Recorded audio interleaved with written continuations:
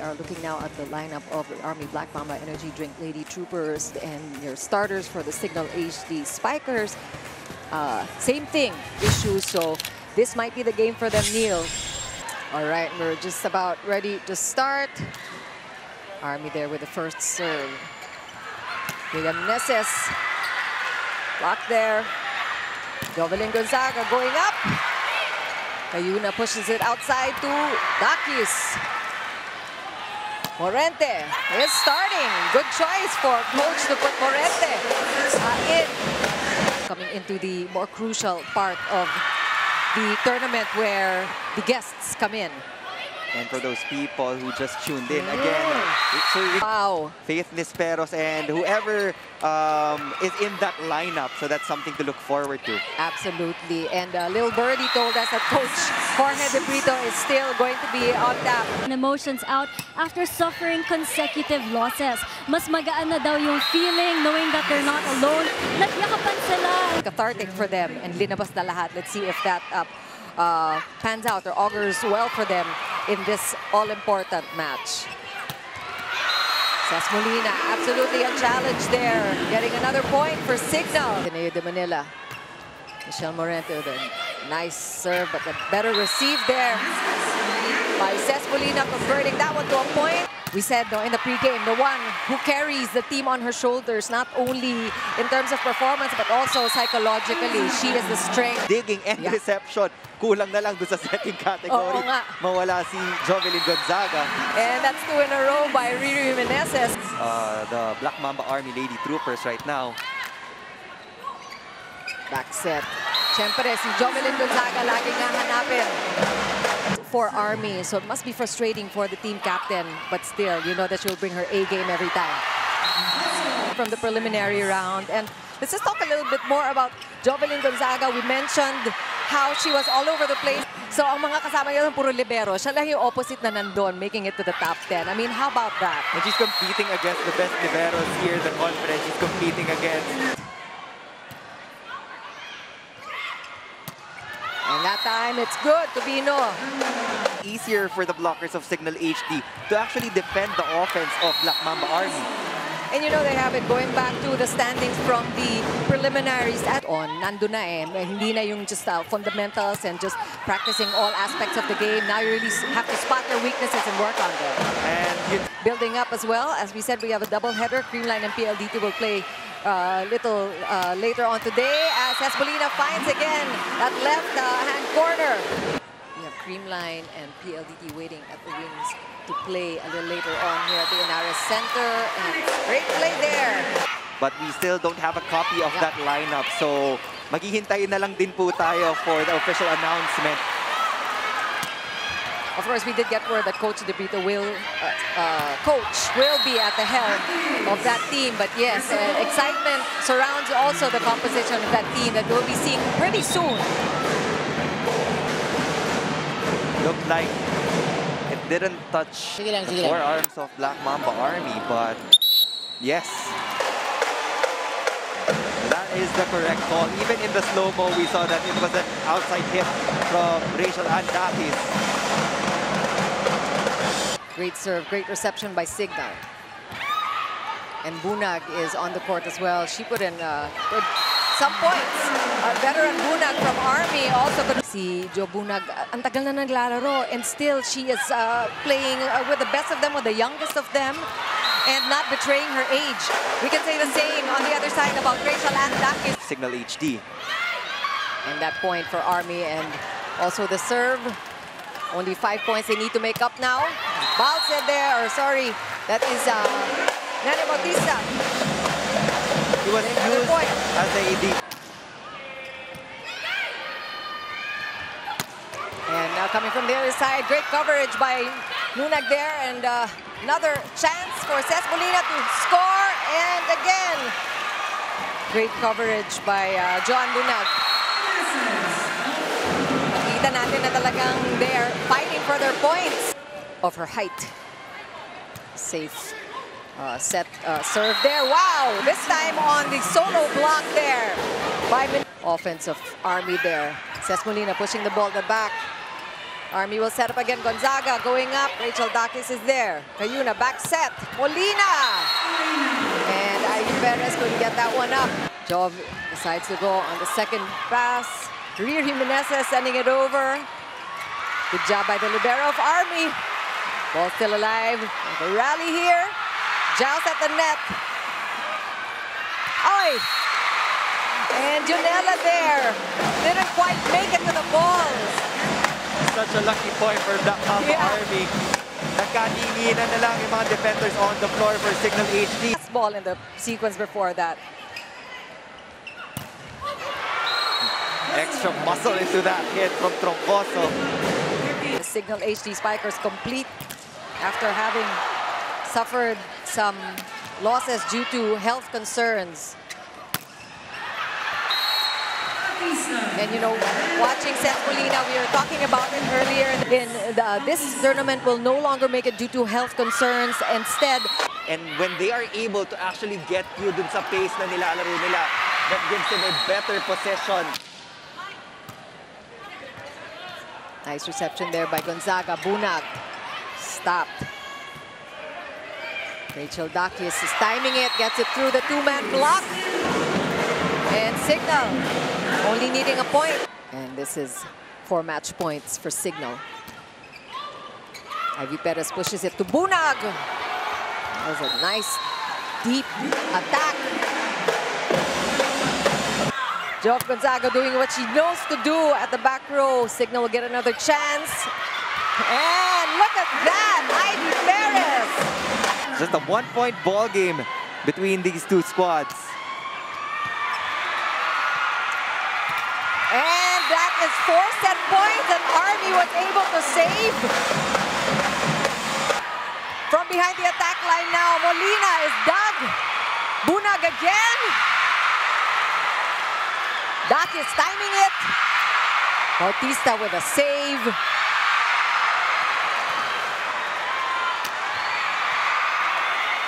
This is the rally we want to see. Oh! Tight set from Ivy Perez. Juan Bunag tried to go for a... Malabanan there with a serve. And the service ace to win this first set for Cignal. That was close for the girls who led as much as 10 points in that first frame.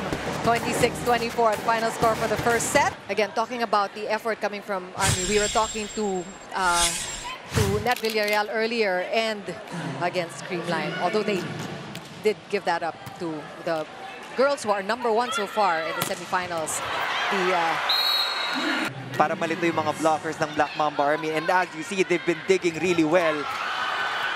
Great pancake save. That was number 7, Gonzalez. Again, another one, Bunag. Just diving for the ball. And ito talaga yung sa tiyaga, dinadaan sa tiyaga ng Black Army. As they say, when you're persistent, you will get it. And that's what happened in that last sequence. Because they're slowly blossoming and coming out of her shell. And yun naman talaga yung goal ni Jov Gonzaga. Rest since her beach volley stints and playing for the SEA Games. Kaya nakapag-golf siya recently, just yesterday actually. These girls, when they say things like, they're tired but they cannot feel it, they cannot allow themselves to feel it because walang pakialam yung kalaban mo. A big part of the game of volleyball. Now, Cignal HD. Teams scout each other, so Cignal knew that very well too. So you're right about exploiting the weakness of the opponent, and that's what Cignal is doing. Ionic Elonga, Gonzaga there. Catch the pre-game that the Philippine team will now be playing in this tournament. In Army having already played 2 games, still looking for their first W. Cignal played PLDT and lost to them in their first outing in the semifinals. As Army sets up, Bunag will go up and hits it off the blockers. It's really the best players right now here in the Philippines. And look at her with her... That's a check ball. Yeah, it's a check ball, so she still gets the point. And you know, besides... The Lady Troopers out, and since this is only a single round robin semifinals. Brought in Nene Bautista off the bench today, and she has already scored 4. And that's Joan Bunag again scoring off the block. Villarreal now with a serve. Rachel Dakis, that one is good. Finally a point. It's also an interesting target din nila si Jovelyn Gonzaga, but she punched in 18 digs and 18 receptions. Yeah. Cayuna now to Ces Molina. That drop there, well read by Bunag. Frustrated that she didn't get that ball. That was a regalo yan para sa Cignal.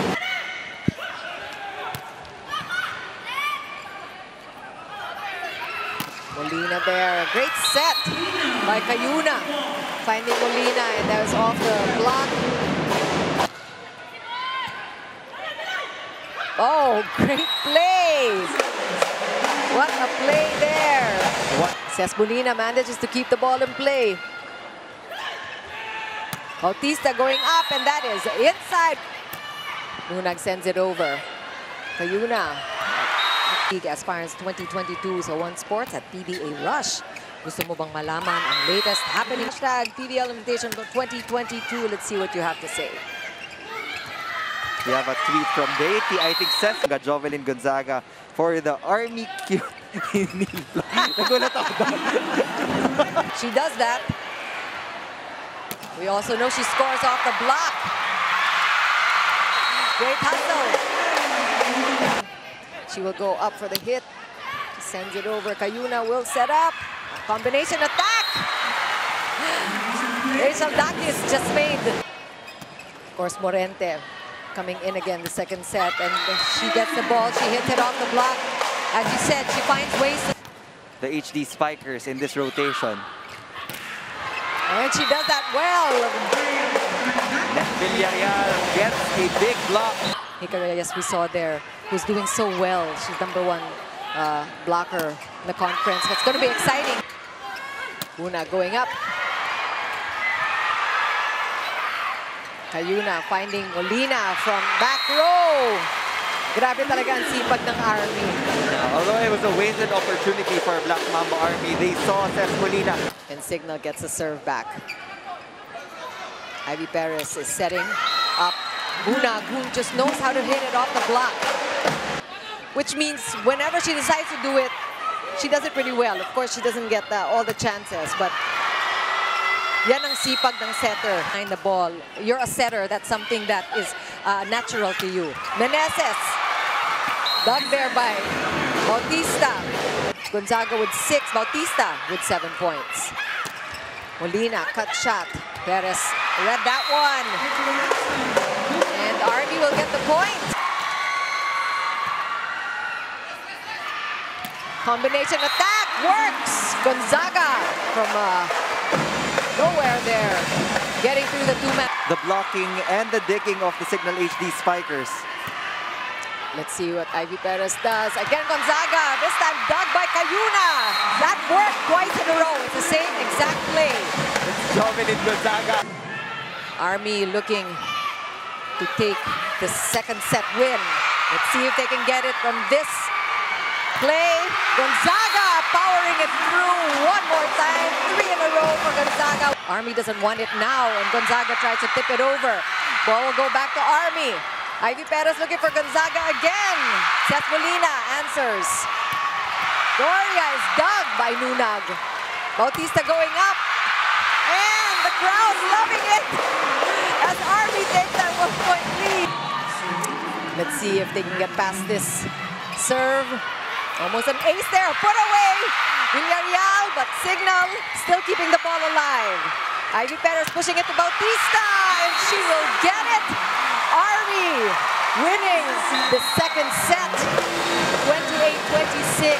What a hard-fought one just to get a win today. And right now, the wing spikers are really carrying the offensive load for Black Mamba Army. She scored 5 block points in that last game against Green, and we keep talking about that because it's so rare to get 5 block points in one game. Cohesion back together because nga, all these things that happened right before the elimination round ended, something that they need to just shake off. Rotation from the start of this conference. Angeli Araneta will be occupying that opposite spiker position. Una going up. Great pancake by Molina. Dakis is timing it, pushes the ball over. Una going up.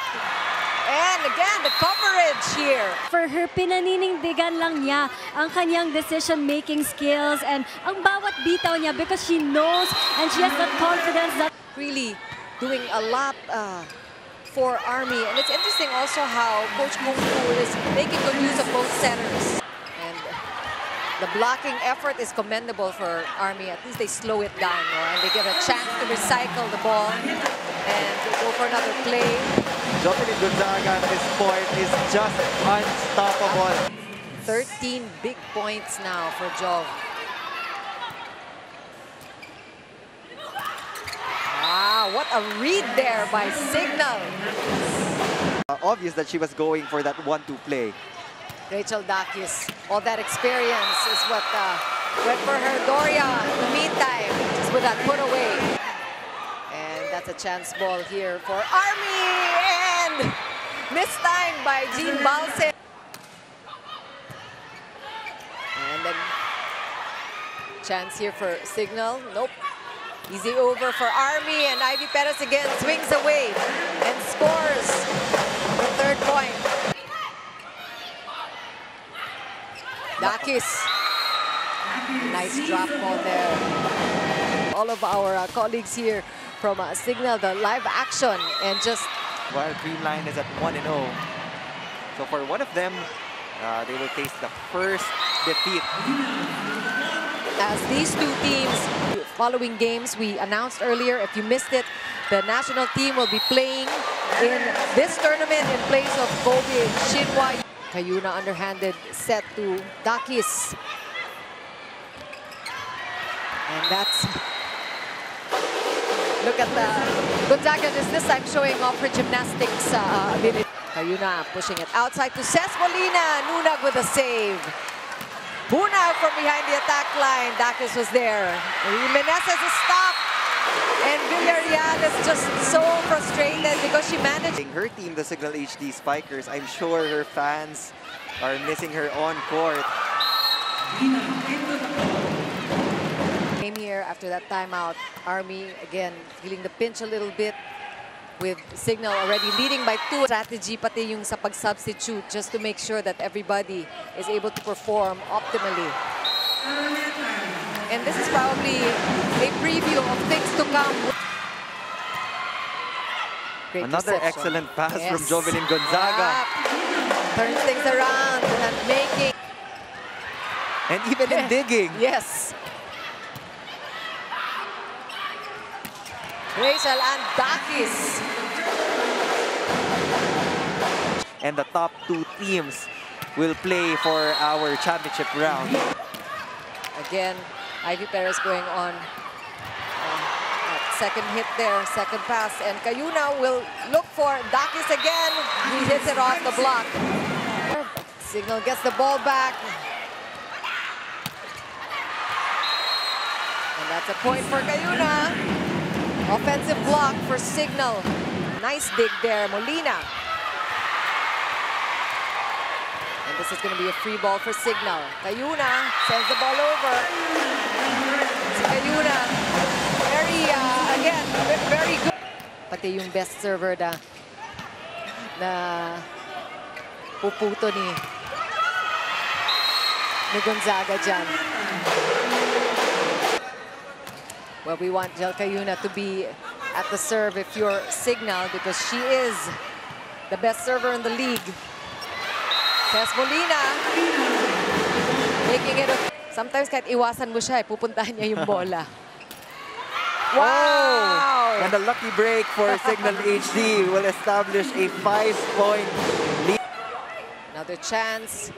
Vino is outside, and that's an easier win this time for Cignal on this third set. 25-18, the final count that they had to recover from, but we do know that Ces Molina came from an injury. So these are all these mga intangibles.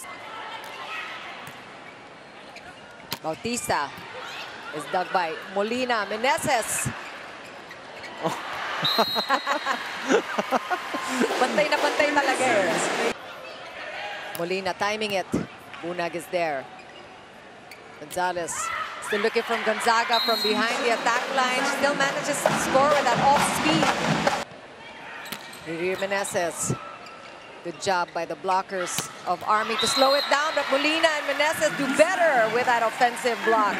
The coverage should be solid also behind the attackers para hindi sila mawala ng kumpiyansa in trying to break the defense of their opponent. And that one will sail in for Jovelyn Gonzaga. May baon pa rin na learnings. They know what to do. Hindi lang nila na-execute against their past opponents. But today, against Army, they're with that growth mindset and just looking to learn and to pick up more and to just get better and better. John Bunag punching it. 5'8", 40 years old, and scoring double digits. Fifth set would be a tricky situation on your end because you can Take lightly. Sabi mo nga, do not allow them to catch up kasi hahabol at hahabol, hindi bumibigay. You've been covering them a long time. Yan talagang pagkakilala mo sa kanila. And the third in digs and third in receives. I mean, what a performance in the preliminary round as we take a look at a sneaky play there by Cignal. On the side of Black Mamba Army, and we see two new players on the floor for Cignal HD. We have Ayel Estraniero doing the setting for Coach Chuck De Los Santos.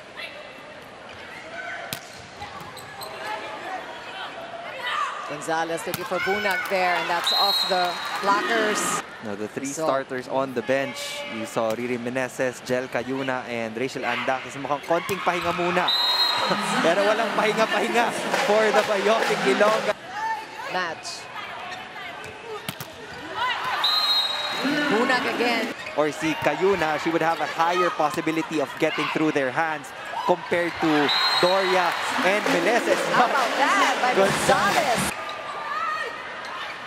Bunag going up, and that one. That is a check ball. Check ball pa rin. Talagang iniiwasan din niya. Great efficiency by Joe Bunag today. And now a service ace to add. Kung kaya nyo nang tapusin, tapusin nyo na. And that should be the mindset of Cignal, and I think that's what's on the mind of Ces Molina. Jimenez back in the game. She sat out a good portion of this fourth set. Gonzalez with a serve there. Cayuna with an underhanded set to Araneta. Bantay na bantay ni Villarreal, and that is her third. On the offensive end of Black Mamba Army, but she makes sure.